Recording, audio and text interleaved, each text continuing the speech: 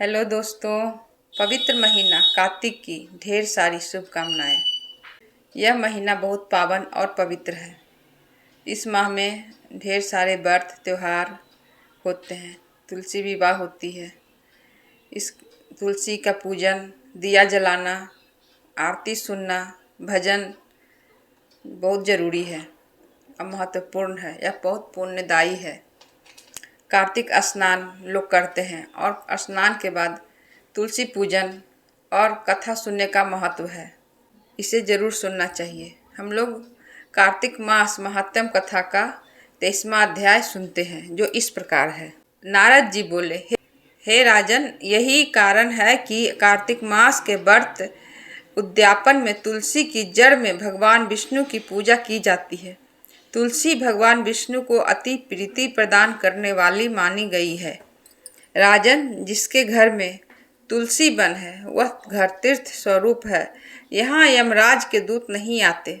तुलसी का पौधा सदैव सभी पापों का नाश करने वाला तथा अभीष्ट कामनाओं को देने वाला है। जो श्रेष्ठ मनुष्य तुलसी का पौधा लगाते हैं वे यमराज को नहीं देखते। नर्मदा का दर्शन, गंगा का स्नान और तुलसी वन का संसर्ग, ये तीनों एक समान कहे गए हैं।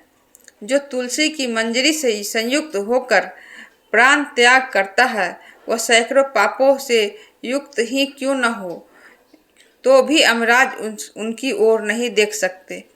तुलसी को छूने से कामिक, वाचिक, मानसिक आदि सभी पाप नष्ट हो जाते हैं। जो मनुष्य तुलसी दल से भगवान का पूजन करते हैं वह पुनः गर्भ में नहीं आते, अर्थात जन्म मरण के चक्कर से छूट जाते हैं।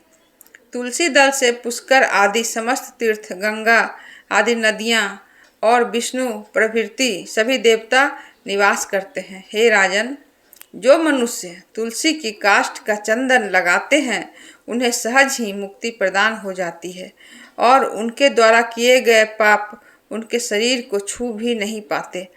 जहाँ तुलसी के पौधों की छाया होती है वहीं पितरों की तृप्ति के लिए श्राद्ध करना चाहिए। जिनके मुख में, कान में और मस्तक पर तुलसी का पत्ता दिखाई देता है उसके ऊपर यमराज भी दृष्टि नहीं डाल सकते। फिर दूतों की तो बात ही क्या है। जो प्रतिदिन आदर पूर्वक तुलसी की महिमा सुनता है वह सब पापों से मुक्त हो ब्रह्मलोक को जाता है। इसी प्रकार आंवले का महान वृक्ष सभी पापों का नाश करने वाला है। आंवले का वृक्ष भगवान विष्णु को प्रिय है। इसके स्मरण मात्र से ही मनुष्य गोदान का फल प्राप्त करता है।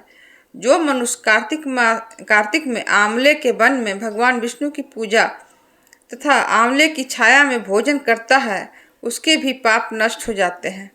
आंवले की छाया में मनुष्य जो भी पुण्य करता है वह कोटि गुना हो जाता है। जो मनुष्य आंवले की छाया के नीचे कार्तिक में ब्राह्मण दंपति को एक बार भी भोजन देकर स्वयं भोजन करता है वह अन्न दोष से मुक्त हो जाता है।